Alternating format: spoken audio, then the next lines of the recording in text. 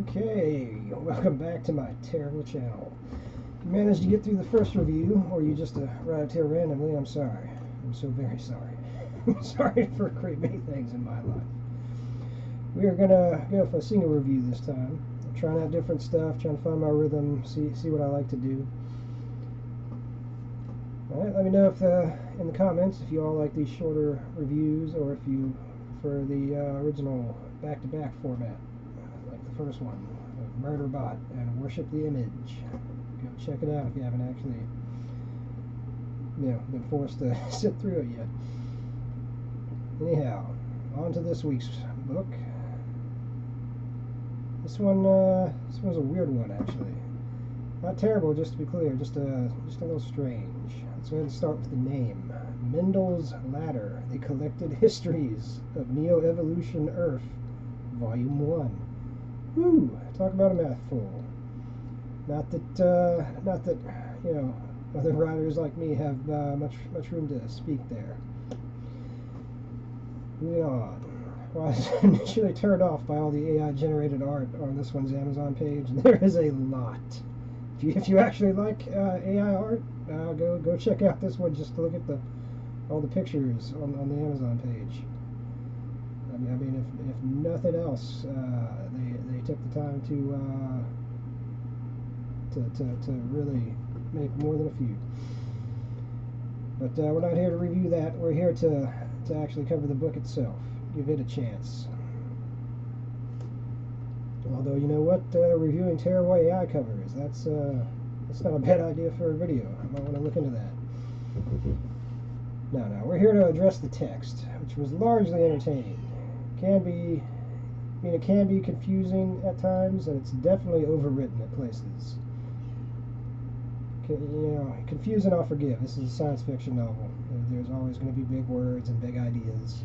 Overwritten, it's more of a personal pet peeve. But you know what? It actually kind of works in this one. Like every other chapter in this book is actually an entry from Mendel's little manifesto. Now, while that got old, it actually kind of works with what they're going for narratively. So personally, I found it a little irritating to get through each one of those every other chapters, but I think a lot of people might actually like it.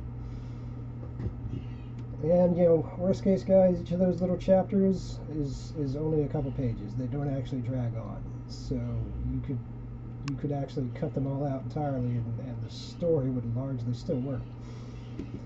All right, now here's the actual question: did I care enough about the characters to actually finish? Yes and no. Okay, I mean, I finished the book. Obviously, it helps that it's a short one. This is not long. I mean, I only really cared about the main group, specifically Shira and her wife Miriam.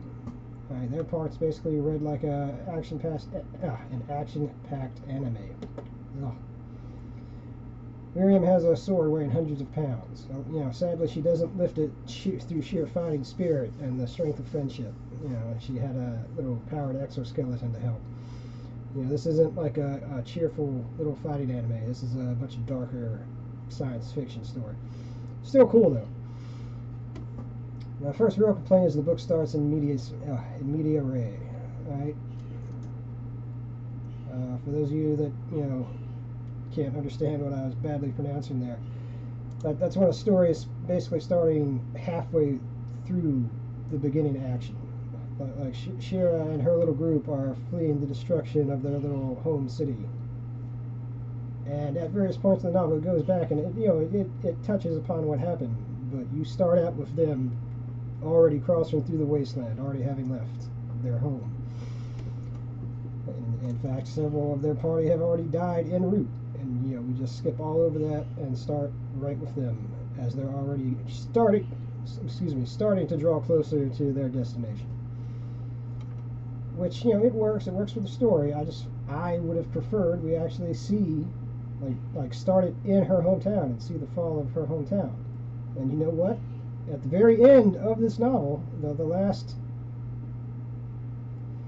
I'm trying to remember, I want to say it was like 10 pages or so, are excerpts from the next volume in the series, which makes it clear it's going to be like it's kind of doing a prequel. It's going to go back and show the fall of Winter's Villa, her little home city.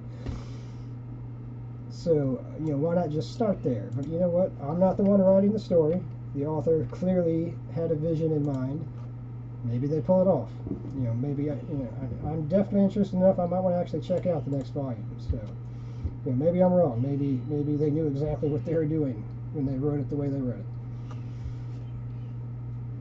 Sadly, Shiro's little group were really the only ones I really super cared about. All right, there's another little subplot with Samuel. Like, clearly they're setting Samuel and the other subplot, which is the hunter slash huntress, who are like genetically engineered and bred killing machines, is what they are. You can kind of tell from the name.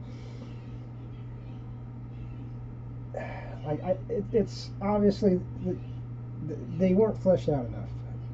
Like, I didn't care what happened to the hunter or the huntress.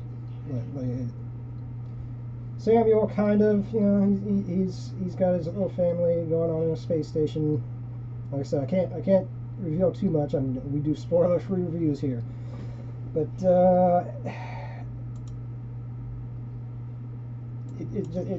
I just feel like both of those storylines need to be fleshed out. Like I said, this is short. You could have added another 50 to 100 pages of this little novella here of just characterization.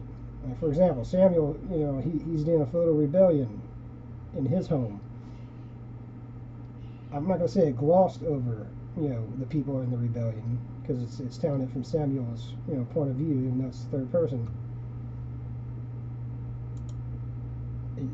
They could have fleshed out a lot more of the members of the rebellion. Like, the rebellion, basically you meet a couple people and then the rebellion starts. Like, there's the only build-up is Samuel's actual concern as he's walking to meet with them. I just feel like a few more chapters of just Samuel's story would have made that work so much better. Like, building up before the rebellion kicks into full gear.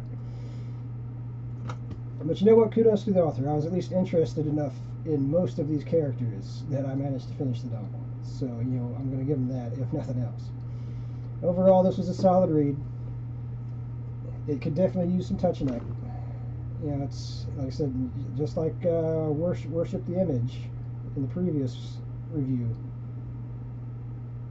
Like, several pages worth of just repetitive information. Like, even if this was like, maybe a series of Kindlevella shorts that were like strung together to make a novel, like, it could have been edited better. Well, I don't really do ratings here. Listen, if any of you guys are the type that need ratings, fine, we'll do 5 here. This one is a weak 4 out of 5.